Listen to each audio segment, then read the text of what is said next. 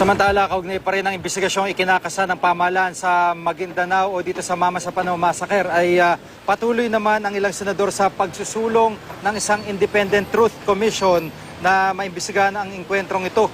Sa panukala ni na Senador T.G. Gingona, Bam Aquino at Coco Pimentel, magkakaroon ito ng kapangyarihang ipatawag ang mga opisyal na may kinalaman sa engkwentro. Pero ang Pangulo, pwede lang nilang imbitahan at hindi pwedeng piliting magpaliwanag. Ang Pangulo rin daw ang mag-a-appoint sa mga miyembro ng komisyon. Pero sa tingin ni dating Dean ng UP College of Law na si Pacifico Agabin at UP Professor Rowena Daroy, hindi na kailangan ng Truth Commission. Matatagalan lang daw ang investigasyon dahil kailangan ng batas para mabuo ang komisyon. Mas mainam daw na magkaroon na lang ng joint investigation ang Senado at Kamara na titingin sa mga resulta ng investigasyon ng iba pang ahensya.